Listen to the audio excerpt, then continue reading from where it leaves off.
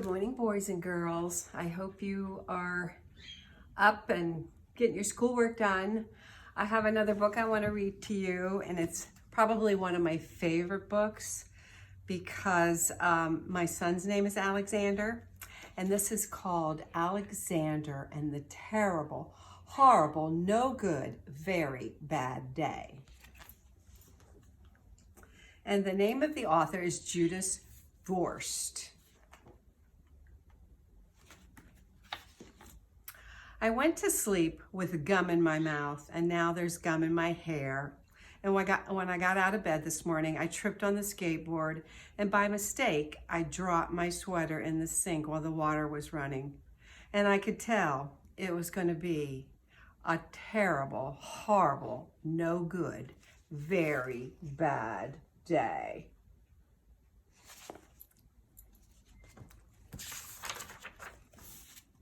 At breakfast, Anthony found a Corvette Stingray car kit in his breakfast cereal box, and Nick found a Junior Undercover Agent code ring in his breakfast cereal box. But in my breakfast cereal box, all I found was breakfast cereal. I think I'll move to Australia.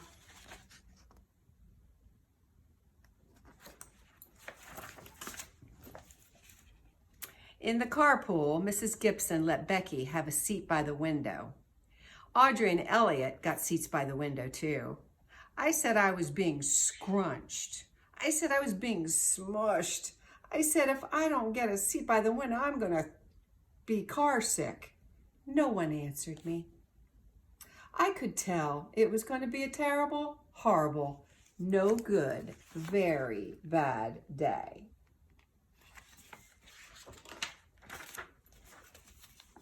At school, Mrs. Dickens liked Paul's picture of his sailboat better than the picture of my invisible castle. At singing time, she said I sang too loud. At counting time, she said I left out 16. Who needs 16? I could tell it was going to be a terrible, horrible, no good, very bad day. I could tell because Paul said I wasn't his best friend anymore. He said that Philip Parker was his best friend and that Albert Moya was his next best friend and that I was only his third best friend. I hope you sit on a tack, I said to Paul. I hope the next time you get a double-decker strawberry ice cream cone, the ice cream part falls off the cone and lands in Australia.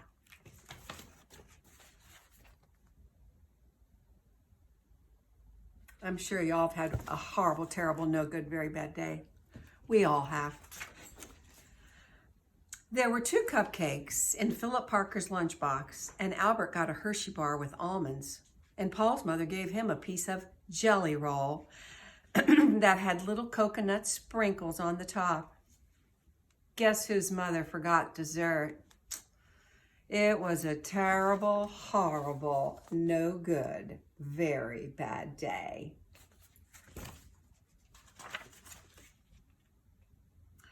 That's what it was, because after school, my mom took us all to the dentist, and Dr. Fields found a cavity just in me. Come back next week and I'll fix it for you, said Dr. Fields. Next week, I'm going to Australia.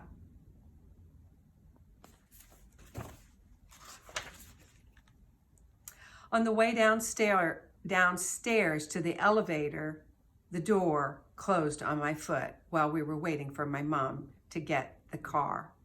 Anthony made me fall where it was muddy, and then when I started crying because of the mud, Nick said I was a crybaby.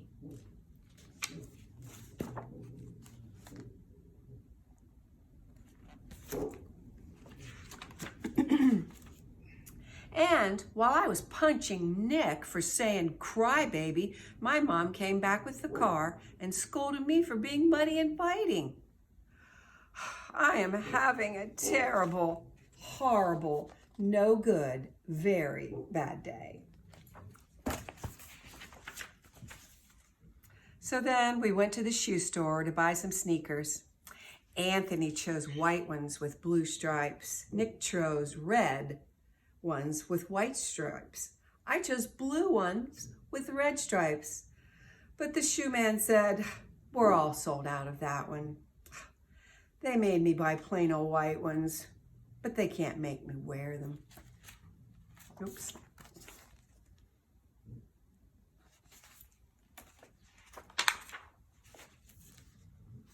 When we picked up my dad at his office, he said I couldn't play with his copying machine, but I forgot. He also said to watch out for the books on his desk, and I was careful as could be, but except for my elbow. He also said don't fool around with his phone, but I think I called Australia. My dad said, please don't pick up anything. It was a terrible, horrible, no good, very bad day.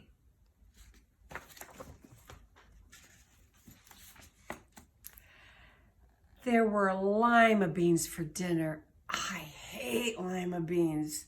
And there was kissing on TV, and ugh, I hate kissing.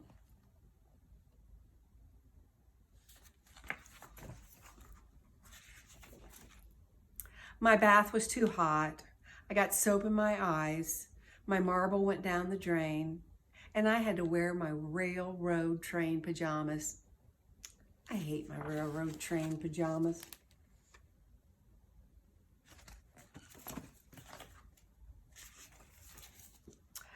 When I went to bed, Nick took back the pillow he said I could keep, and the Mickey Mouse nightlight burned out, and I bit my tongue. The cat wants to sleep with Anthony, not with me. It really was a terrible, horrible, no good, very bad day. My mom says some days are like that.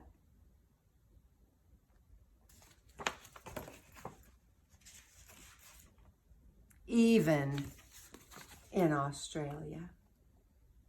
I hope you like this book. And I was going to come out in my pajamas, but then I thought better of it.